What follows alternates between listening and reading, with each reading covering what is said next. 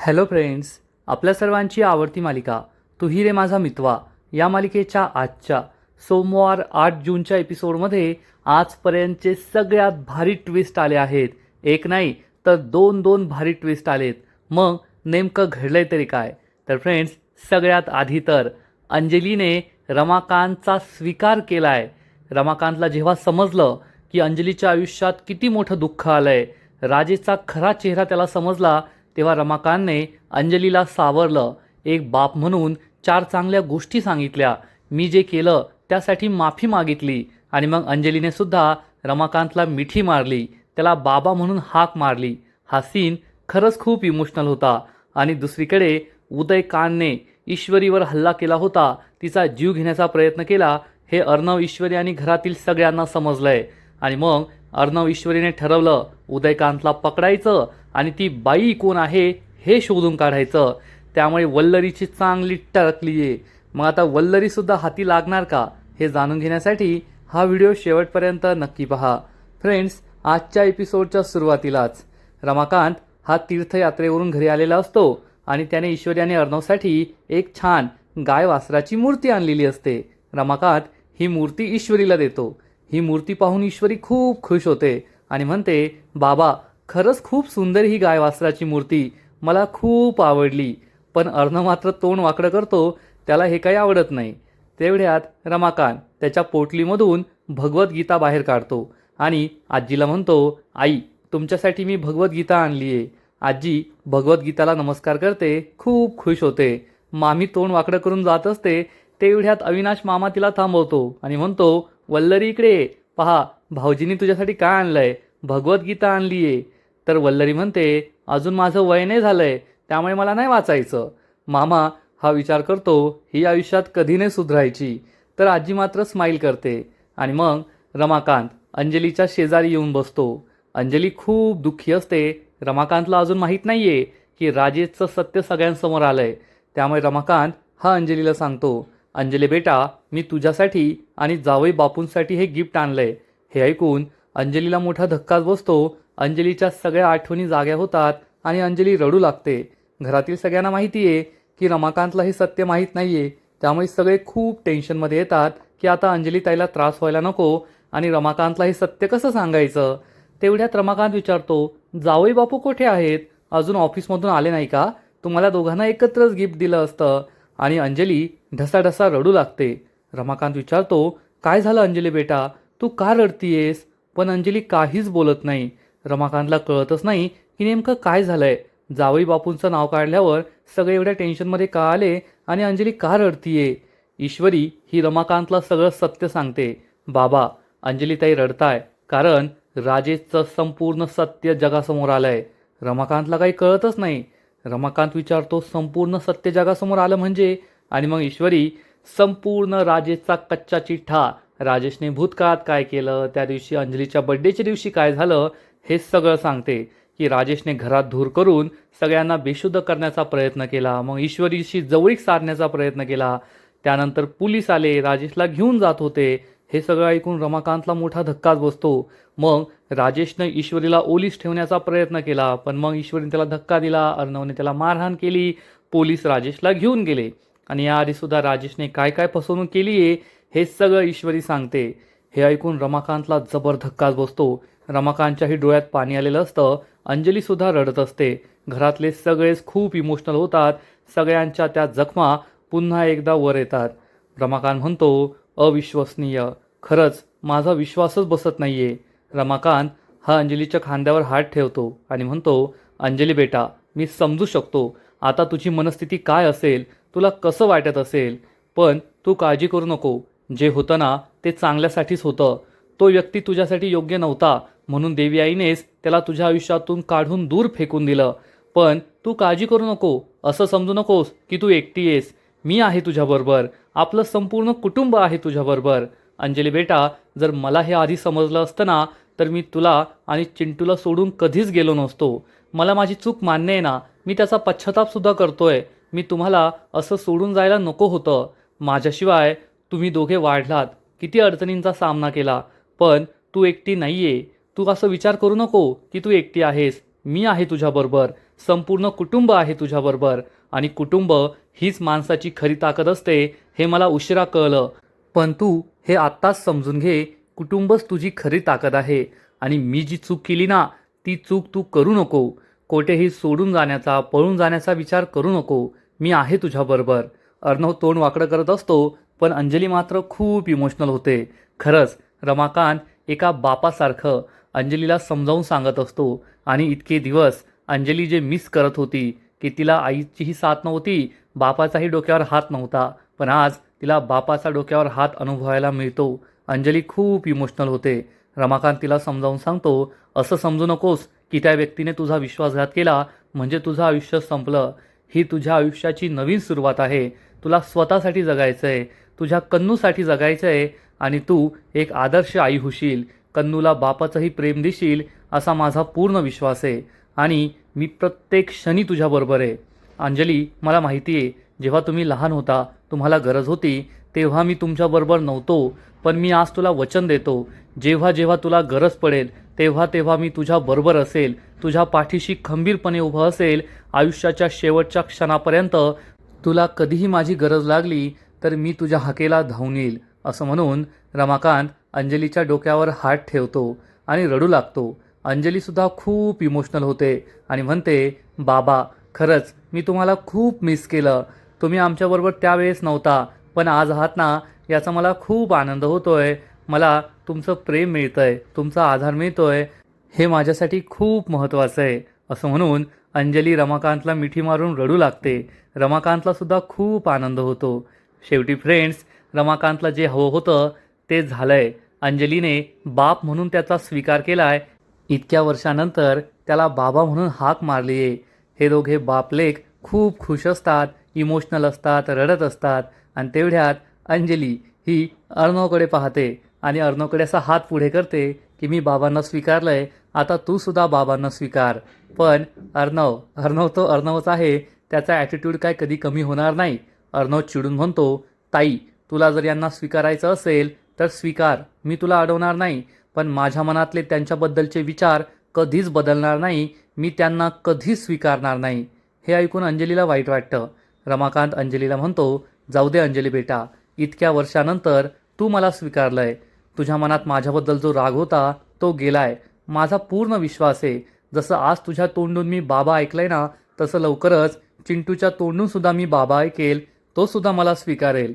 अर्णव तोंड वाकडं करतो तर मामीला मात्र खूप राग येतो आणि मग रमाकांतने सगळ्यांसाठी देवी आईचा प्रसाद आणलेला असतो. रमाकांत अंजलीला देवी आईचा प्रसाद देतो आणि सर्वांना सांगतो, मी तर देवी आईला साकडंच घालून आलोय की या घरावर आता कोणतंही संकट येऊ देऊ नकोस आणि अडलेली सगळी कामं पुढे जातील, पूर्णत्वात जातील, सगळं काही ठीक होईल. असं म्हणून रमाकांत एक एक करून सगळ्यांना प्रसाद देतो.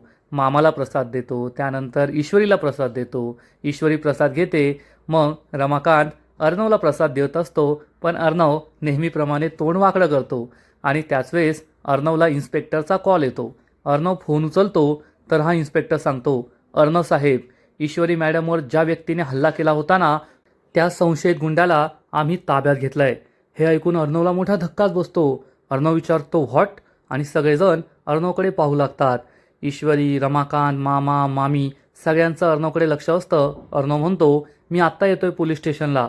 तर इन्स्पेक्टर सांगतो, नाही आत्ता येऊ नका, आता खूप रात्र झाली आहे, उद्या सकाळी या. आणि हो, येताना ईश्वरी मॅडमला घेऊन या, त्यास ओळखतील की हा तो गुंडा आहे की नाही. अर्णव म्हणतो, ठीक आहे. अर्णव फोन कट करतो. ईश्वरी विचारते, काय झालं? तर अर्णव सांगतो, मी सिंदूर, तुझ्यावर जो हल्ला झाला होता ना, त्या गुंडाला पोलिसांनी पकडलंय. हे ऐकून घरातील सगळ्यांना आश्चर्य वाटतं तर मामीच्या पायाखालची जमीनच सरकते. अर्णव सांगतो, उद्या सकाळी आपल्याला पोलीस स्टेशनला जायचं आहे त्याला ओळखण्यासाठी. आजी, अंजली, मामा, रमाकांत सगळे खूप खुश होतात पण मामी मात्र खूप घाबरलेली असते. ईश्वरी ही रमाकांतकडे पाहते आणि रमाकांतने देवी आईला जे साकडं घातलंय, जी प्रार्थना केली आहे, त्यामुळेच हे सगळं होतं आहे. सगळी अडलेली कामं ठीक होत आहे, सगळी संकटं दूर होत आहे असं ईश्वरीला वाटतं. ईश्वरी खूप खुश असते पण अर्णव मात्र आता लवकरात लवकर त्या खऱ्या गुन्हेगाराला शोधून काढायचं असाच विचार करत असतो. रमाकांतसुद्धा खूप खुश असतो. आणि मग थोड्या वेळानंतर अंजली ही तिच्या रूममध्ये असते, कन्नूबरोबर असते. अंजली कन्नूला म्हणते, अगं बाळा शांत हो, झोप, रडू नकोस, आता तुझे बाबा येणार नाहीये. आणि कन्नू मात्र आपल्या बाबाची वाट पाहत असते. फ्रेंड्स, खरंच ते लहान मूल आहे, त्याला काय माहीत नाहीये की त्याचा बाप कसा होता, राजेश कसा आहे. त्याला तर फक्त आपल्या बापाची ओढ लागली आहे. आणि अंजली आपल्या कन्नूला हेच समजावून सांगत असते, आता तुझा बाबा पुन्हा कधीच परत येणार नाहीये, तो आपल्याला सोडून कायमचा निघून गेला आहे. हे सांगताना अंजली खूप इमोशनल होते. आणि तेवढ्यात ईश्वरी तेथे येते आणि अंजलीचं बोलणं ऐकू लागते. अंजली कन्नूला म्हणते, थांब, मी तुला एक गोष्ट सांगते. एक खूप मोठं राज्य होतं. तेथे एक प्रिन्सेस होती आणि तिचे आईवडील तिच्याबरोबर राहायचे. तिचे आईबाबा तिच्याबरोबर राहायचे. ते तिघे खूप खुश होते. पण एक दिवस शेजारच्या राज्यातील काही लोक आले आणि प्रिन्सेसच्या बाबांना आपल्याबरोबर कायमचं घेऊन गेले. आणि मग प्रिन्सेसची आई आणि प्रिन्सेस या दोघीच राहिल्या. प्रिन्सेसचे बाबा परत कधीच आले नाही. हे सगळं बोलताना अंजली खूप इमोशनल होते. ईश्वरीला सुद्धा वाईट वाटतं. ईश्वरी ही अंजलीजवळ येऊन बसते आणि म्हणते, ताई, तुम्ही असं का बोलताय? आणि आपली कन्नू आहे ना, खूप स्ट्रॉंग आहे आणि तिच्याकडे एक नाही तर दोन दोन आया आहेत. त्यामुळे तुम्ही काळजी करू नका, सगळं काही ठीक होईल. तिला बाबाची कमी कधीच भासणार नाही. तेवढ्यात अर्णव तेथे येतो. ईश्वरी म्हणते, आणि कन्नूकडे एक मामासुद्धा आहे ना, आणि मामा संपूर्ण जग तिच्या पायाशी आणून ठेवू शकतो. हे ऐकून अंजलीलाही धीर येतो. तेवढ्यात अर्णव म्हणतो, हो ताई, तू टेन्शन घेऊ नको. मी आणि माझी कन्नू आम्ही दोघे एकमेकांसाठी नेहमी आहोत आणि माझ्यासाठी कन्नू हीच पहिली प्रायोरिटी आहे. त्यामुळे तू टेन्शन घेऊ नको. ईश्वरी आणि अर्णव हे दोघे तिला समजावून सांगतात, तू आता राजेशचा विचार करू नको. राजेश हा एक वाईट स्वप्न होतं असं म्हण आणि त्याला कायमचं विसरून जा. तर अंजली म्हणते, मला तुमच्या दोघांचं म्हणणं पटतंय. मी राजेशला विसरले, पण या छोट्याशा बाळाचं काय करू? त्या बाळाला तर कसं समजून सांगायचं मी? त्याला कळत नाही ना. हे बाळ तर आपल्या बाबांना शोधतंय ना. आपले बाबा परत कधी येतील याची वाट पाहतंय.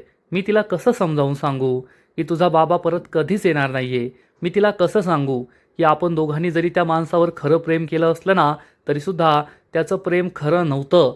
तो आपल्या प्रेमाला बावटपणा म्हणायचा. त्याने फक्त पैशांसाठी आपल्याला फसवलं आणि त्याच खोट्या प्रेमातून तुझा जन्म झालाय. हे मी कन्नूला कसं समजावून सांगू? हे सगळं बोलताना अंजली खूप इमोशनल होते. अर्णव तिला समजावून सांगतो, ताई, एवढा विचार करण्याची गरजच नाहीये. कन्नू अजून खूप लहान आहे. तिला त्याचा लळा लागला असेल, पण हळूहळू ती त्याला विसरून जाईल आणि मोठी झाल्यावर तिला काय सांगायचं ना, ते आपण नंतर विचार करू. आता तू त्याचा विचार करू नकोस.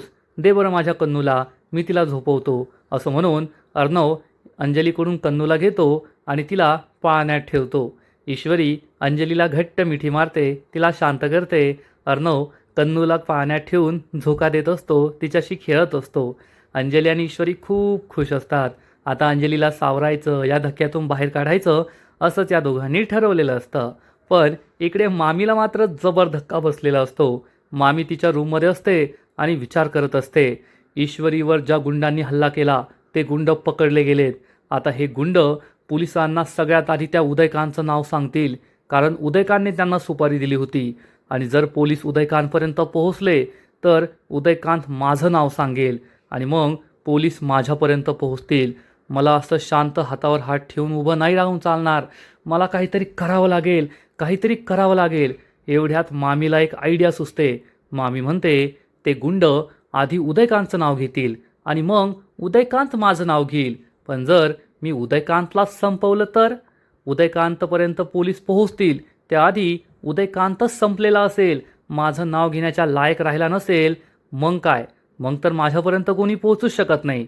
आता स्वतःला वाचवण्यासाठी मला त्या उदयकांतचा काटा काढावाच लागणार, त्या उदयकांतला संपवावंच लागणार, असा ठाम निर्धार मामी करते. म्हणजे मामी ही स्वतःला वाचवण्यासाठी कोणत्याही थराला जाऊ शकते. आणि ते म्हणतात ना, एक पाप केलं, एक खोटं बोललं की ते लपवण्यासाठी 1000 पापं करावी लागतात. मामीचं सुद्धा तेच झालंय. मामीने रमाकांत आणि सुप्रियाला अडकवलं प्रॉपर्टीच्या हव्यासापोटी आणि हे पाप लपवण्यासाठी तिला आता एकानंतर एक पापं करावी लागताय. आणि राजेशपेक्षा जास्त वेगळी ती नाहीये. राजेश विकृत होता तर मामी विकृत प्रो मॅक्स आहे, एवढं मात्र खरं. आणि मग दुसरा दिवस उजाडतो. आकाश त्याच्या रूममध्ये झोपलेला असतो. त्याने नाईट शिफ्ट केलेली असते. एवढा मोठा बिझनेसमन पण त्याला नाईट शिफ्ट करावी लागते. तेवढ्यात नम्रता तेथे येते आणि विचार करते, आकाश सरांना उठू का? नको नको, रात्रभर ते नाईट शिफ्ट करून आले, त्यांना उठवायला नको, त्यांना निवांत झोपू देते. असं म्हणून नम्रता आकाशला न उठवता तेथून जात असते. पण आकाश जागीच असतो. नम्रता येण्याची वाट पाहतच असतो. नम्रता जाणार इतक्यात आकाश तिचा हात पकडतो आणि तिला जोरात खेचतो. नम्रता आकाशच्या खूप जवळ जाते आणि आकाश तिच्या आणखीन जवळ येण्याचा प्रयत्न करतो. तर नम्रता चिडून म्हणते, तुम्हाला आता सकाळी सकाळी सुद्धा रोमांस सुचतोय का? मला नाही तुमच्याशी बोलायचं. आकाश उठून बसतो आणि विचारतो, तू एवढी अपसेट का आहेस? काय झालं अपसेट व्हायला? तर नम्रता चिडून म्हणते, कसं आहे ना आकाश सर, या घरात आहे ना आपल्या दोघांचं नवीन लग्न झालं आहे, आपण दोघे नवीन जोडपं आहोत, हे कोणाला कळतच नाही आहे, म्हणून मी अपसेट आहे. नम्रता चिडून म्हणते, रोज सकाळी सकाळी ती ईश्वरी डिटेक्टिव्हगिरी करायला घराबाहेर जाते. मग तुमची आई ही मला नेहमी टोमणे देत असते. ईश्वरी किती छान स्वयंपाक करते, ईश्वरी घराची जबाबदारी किती छान सांभाळते, ईश्वरी याव करते, ईश्वरी त्याव करते, आणि हे दिवसभर टोमणे मी ऐकायचे. तिकडे तुमचा भाऊ, माझे जीजू, रात्रंदिवस तुम्हाला काम देत आहे. रात्रभर तुम्ही जाऊन ऑफिसमध्ये काम करता. त्यांना एवढं सुद्धा कळत नाही की तुमचं नवीन लग्न झालं आहे, तुम्हाला तुमच्या बायकोबरोबर टाईम स्पेंड करायचा असेल, पण ते सुद्धा नाही. मग मी अपसेट नाही व्हायचं तर मग मी काय व्हायचं? आकाश म्हणतो, ओके, कळलं मला सगळं, पण आता सकाळी सकाळी हे सगळं विषय काढू नकोस ना, सकाळी माझा मूड खूप चांगला आहे. नम्रता चिडून म्हणते, वा सर वा, म्हणजे आता तुम्ही सुद्धा मलाच बोलणार? म्हणजे मला या घरात इतका त्रास होतोय तो मी तुम्हाला सांगतेय. मी ते तुम्हाला नाही सांगणार मग कोणाला सांगणार? मी तुमच्याशी लग्न केलं आहे ना, माझा प्रत्येक त्रास कमी करण्याची जबाबदारी तुमची आहे. आणि मी तुम्हाला सांगतेय तर तुम्ही म्हणताय की सकाळी सकाळी माझा मूड खराब करू नकोस. आकाशला समजतं की नम्रता खूप चिडली आहे. आकाश नम्रताला पुन्हा जवळ ओढतो आणि म्हणतो, आता हे सगळं सोड ना, माझा मूड खूप रोमॅन्टिक आहे. तर नम्रता चिडून म्हणते, पण माझा नाही आहे, माझा मूड खूप खराब आहे. आकाश सर, तुम्हाला कळत नाही आहे का? आपल्या दोघांचं नवीन लग्न झालं आहे, पण घरात कोणाला आपलं काही देणं घेणं नाही आहे. अजून आपलं देवदर्शन झालं नाही, कोणाच्या मनात तो विचार नाही, आपण दोघे एकत्र राहत नाही, कोणाला काही फरक पडत नाही. तुम्ही रात्रभर जाऊन ऑफिसमध्ये काम करता, त्याचाही कोणाला फरक पडत नाही. नम्रता येथे एकटी बसली आहे, एकटी झोपतीये, कोणाला काही फरक पडत नाही. आकाश विचारतो, ठीक आहे, ईश्वरी कुठे गेली आहे? तर नम्रता चिडून म्हणते, आता ते तुम्ही मलाच विचारा, मी का ईश्वरीची पिये आहे का? ईश्वरी कोठे गेली, काय करते हे सांगायला? गेली असेल कुठेतरी डिटेक्टिव्हगिरी करायला एखाद्या प्रकरणामध्ये. ती या घरची सून आहे की डिटेक्टिव्ह आहे तेच मला कळत नाही. रोज सकाळी ईश्वरी उठते आणि काहीतरी शोधाशोध करण्यासाठी घराबाहेर पडते. मग घरातील सगळी कामं माझ्यावर येऊन पडतात आणि मी ते सगळं नीट करण्याचा प्रयत्न करते. पण तरीसुद्धा तुमच्या घरातील सगळ्यांना ईश्वरीच्याच हातचं खायचं असतं. तुमच्या आजीला ईश्वरीच्याच हातून चष्मा लागतो, ईश्वरीच्याच हातून गोळ्या घ्यायच्या असतात. तुमची आई तर मला रात्रंदिवस टोमणे देत असते, तुझी बहीण अशी, तुझी बहीण तशी, तू कशी, आणि मला हेच ऐकावं लागतं. आणि तुमचे बाबा तर प्रत्येक गोष्ट मस्करीत नेतात, त्यांना काही सिरियसनेस नाहीच आहे. आकाश म्हणतो, आता सोड ना नम्रता, रात्रभर मी काम करून आलोय, सकाळी तुझ्याशी छान गप्पा मारेल, रोमांस करेल असं मला वाटलं होतं, आणि तू हे सगळं मला सांगत बसली आहे. नम्रता चिडून म्हणते, सर, मी हे सगळं तुम्हाला सांगत बसली आहे कारण हे खूप महत्त्वाचं आहे. घरातील कोणालाही सिरियसनेस नाही आहे, कुणीही आपला विचार करत नाही आहे, आणि जर आपण आत्ता नाही बोललो ना तर सगळे आपल्याला इग्नोर करतील जसं आत्ता करताय, आणि मला असं नाही राहायचं या घरामध्ये. आकाश हा तिला समजवण्याचा प्रयत्न करतो, पण नम्रता म्हणते, तुम्ही शांत झोपा, कारण तुम्हाला दुसरं काही जमत नाही, दिवस रात्र काम करायचं आणि येथे येऊन शांत झोपायचं, मी राबते माझी किचनमध्ये. असं म्हणून नम्रता तेथून निघून जाते. आकाशला कळतच नाही की हा प्रॉब्लेम कसा सॉल्व्ह करायचा, आणि मग तो तसाच झोपी जातो एकटाच. इकडे अर्णव आणि ईश्वरी हे पोलीस स्टेशनमध्ये आलेले असतात. इन्स्पेक्टर त्यांना सांगतो, आम्हाला वेदांत हॉस्पिटलमधून हा संशयित सापडला आहे. वेदांत हॉस्पिटलमध्येच पत्रकार धुमाळ ॲडमिट आहे. आता त्याच्या पाठीत गोळी लागली होती, पण कदाचित तो कोमात गेलाय आणि वल्लरीचं नाव सांगायचं नाही म्हणून 2-4 वर्ष कोमातून बाहेर येत नाही असंच दिसतंय. इन्स्पेक्टर सांगतो, आणि आमचे हे जे हवालदार आहेत ना ते तेथे ड्युटीवर होते. पत्रकार धुमाला कोण भेटायला येतंय याकडे त्यांचं बारीक लक्ष होतं, आणि तेव्हाच हा संशयित तेथे आला. हवालदारला त्याच्यावर संशय आला, त्यांनी त्याला हटकलं तर तो पळून जात होता, त्यामुळे हवालदारने त्याला पकडलं आणि येथे घेऊन आलाय.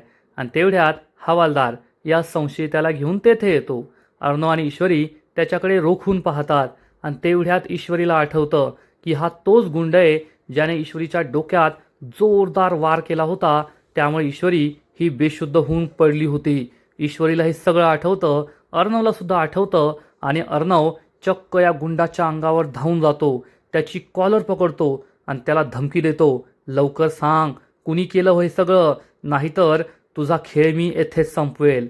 इन्स्पेक्टर म्हणतो, अर्णव साहेब तुम्ही कायदा हातात घेऊ नका, मी त्याला विचारतो. अर्णव शांत होतो आणि मग इन्स्पेक्टर त्याला जाब विचारतो, सांग ईश्वरी मॅडमची सुपारी तुला कुणी दिली होती, सांग लवकर. आणि इकडे मामीचा मात्र तळपापड होत असतो. मामी खूप टेन्शनमध्ये असते. ईश्वरी आणि अर्णव सकाळपासून पोलीस स्टेशनमध्ये गेलेत, अजून आलेले नाही आहेत. त्यांना काही कळलं असेल का, माझं नाव त्या गुंडांनी घेतलं असेल का, उदयकांतला पकडलं असेल का, काय झालं असेल, कसं कळणार मला, हाच विचार मामी करत असते. आणि मामीला वाटतं फोनच करते. मामी ईश्वरीला कॉल लावते आणि इकडे इन्स्पेक्टर या गुंडाची धुलाई करत असतो. बोल लवकर, कुणी सुपारी दिली होती, बोल लवकर. तो त्याच्या एकानंतर एक थोबाडीत मारत असतो आणि तेवढ्यात ईश्वरीला मामीचा कॉल येतो. फोनवर बोलण्यासाठी ईश्वरी ही केबिनमधून बाहेर येते. फोन उचलते आणि विचारते, बोला मामी काय झालं. तर मामी चिडून म्हणते, ए ईश्वरी सकाळी सकाळी कुठे गेलीस गा. ईश्वरी विचारते, काय काम आहे तुम्हाला, काही काम आहे का. तर मामी म्हणते, नाही काम नाही आहे, पण सगळी कामं त्या नम्रताच्या अंगावर टाकून कुठे गेलीस तू, लवकर घरी परत ये. ईश्वरी म्हणते, हो मामी मी नमुताईशी बोलते, आता मला महत्त्वाचं काम आहे. असं म्हणून ईश्वरी फोन कट करते. मामीला खूप राग येतो. मामी विचार करते, ईश्वरीने माझा फोन का कट केला, काय होत असेल तेथे, काहीच कळायला मार्ग नाही आहे. कमीत कमी त्या उदयकांतला फोन करून अलर्ट तरी करते. आता काल रात्री हीच मामी म्हणत होती की मी उदयकांतचा काटा काढते आणि आता तीच मामी रात्रभर शांत झोपून होती, तिने काही केलं नाही. आणि आता सकाळी उठल्यावर म्हणतीये की मी उदयकांतला अलर्ट करते, त्याला सांगते की पोलीस तुला शोधतील. मामी उदयकांतला कॉल करते पण उदयकांतचा फोन स्विच ऑफ लागतो. मामी चिडून म्हणते, कोठे मेलाय हा, फोन स्विच ऑफ करून का बसलाय, पोलीस जेव्हा याला पकडतील ना तेव्हा त्याला अक्कल येईल. असा विचार करून मामी खूप चिडते. आता तिला काही उदयकांतचा काटा काढायचा नसतो, रात्रीचा प्लॅन ती रात्रीत विसरून गेली आहे असंच वाटतंय. आणि इकडे इन्स्पेक्टर या गुंडाची चांगलीच धुलाई करतो. ईश्वरी आतमध्ये येते आणि मग हा गुंड म्हणतो, साहेब मारू नका मारू नका, सगळं काही सांगतो. इन्स्पेक्टर विचारतो, बोल लवकर, कुणी सुपारी दिली होती. तर हा गुंड सांगतो, मला फक्त एका व्यक्तीचा फोन यायचा, त्याने फोनवरच आम्हाला हे सगळं काम करायला सांगितलं होतं. अर्णव हे सगळं ऐकत असतो. तेवढ्यात ईश्वरी विचारते, एक सांगा मला, तो माणूस होता म्हणजे पुरुष होता की स्त्री होती. तर हा गुंड सांगतो, पुरुष होता पुरुष. हे ऐकून ईश्वरी आणि अर्णवला मोठा धक्काच बसतो, कारण या दोघांना असं वाटत असतं की रमाकांत आणि सुप्रियाच्या केसमध्ये जी स्त्री आहे तिनेच नक्की ईश्वरीवर हल्ला करण्यासाठी सुपारी दिली असेल. पण हा माणूस, हा गुंड आता पुरुषाबद्दल सांगतोय. मग हा पुरुष नेमका कोण असेल, ईश्वरीची सुपारी देणारा पुरुष कोण आहे, हाच प्रश्न अर्णव आणि ईश्वरीला पडतो आणि ते याबद्दल विचार करत असतात. आजचा एपिसोड येथेच संपतो. फ्रेंड्स, तू ही रे माझा मितवा ही मालिका आता दिवसेंदिवस खरंच खूप भारी होत चालली आहे. प्रेक्षकांना या मालिकेबद्दल एकच तक्रार होती आणि ती म्हणजे या मालिकेत कधी काही पॉझिटिव्ह घडत नाही, कधी व्हिलन पकडले जात नाही. पण आता हे सगळं बदललंय. राजेश पकडला गेला, तो तुरुंगातसुद्धा गेला. एकीकडे रमाकांतला अंजलीने ॲक्सेप्टसुद्धा केलं, बाबा म्हणून त्याला हाक मारली. आणि आता उदयकांतसुद्धा पकडला जाणार आहे. आणि जर उदयकांत पकडला गेला तर मामीचे 12 वाजले, मामीचा खरा चेहरासुद्धा सगळ्यांसमोर येईल असंच वाटतंय. फ्रेंड्स, तू ही रे माझा मितवा या मालिकेचा आजचा एपिसोड खरंच खूप भारी होता. पण या मालिकेचा पुढील एपिसोड आणखीन धमाकेदार असणार आहे, आणखीन मोठा ट्विस्ट या मालिकेत येणार आहे. मग नेमकं घडणार तरी काय, तर पुढील एपिसोडमध्ये आपण पाहू की इन्स्पेक्टर या गुंडाला त्या उदयकांतचं स्केच बनवायला सांगणार आणि मग ईश्वरी आणि अर्णव समोरच स्केच आर्टिस्ट या उदयकांतचं स्केच बनवणार. आणि हे स्केच पाहून अर्णव आणि ईश्वरीला जबर धक्का बसेल. अर्णव ईश्वरीला सांगेल, हा तर माझा काका आहे, उदयकांत काका. मग ईश्वरी आणि अर्णव हे स्केच घेऊन घरी परत येतील. रमाकांत, अंजली, मामा, मामी, आजी या सगळ्यांना हे स्केच दाखवतील आणि त्यांना सांगतील की उदयकांत काकानेच ईश्वरीवर तो जीव घेणं हल्ला केला होता, तोच या हल्ल्याच्या मागे होता. ईश्वरी म्हणेल आणि मला पूर्ण गॅरंटी आहे की उदयकांतला नक्की त्या बाईने मदत केली असेल जिने रमाकांत आणि सुप्रियाच्या प्रकरणामध्ये तो सगळा डाव रचला होता. आणि एकदा का उदयकांत हाती लागला मग ती बाईसुद्धा आपल्या हाती लागणार आणि मग त्या बाईच्या हातात आपण बेडी घालणार, त्या बाईला तुरुंगात पाठवणार, ती बाई जेलमध्ये चक्की पीसिंग अँड पीसिंग. हे ऐकून वल्लरी चांगलीच घाबरलेली असेल, कारण वल्लरीला माहिती आहे ती बाई दुसरी तिसरी कुणी नाही तर ती स्वतः आहे. आणि जर उदयकांत यांच्या हाती लागला तर मी संपले.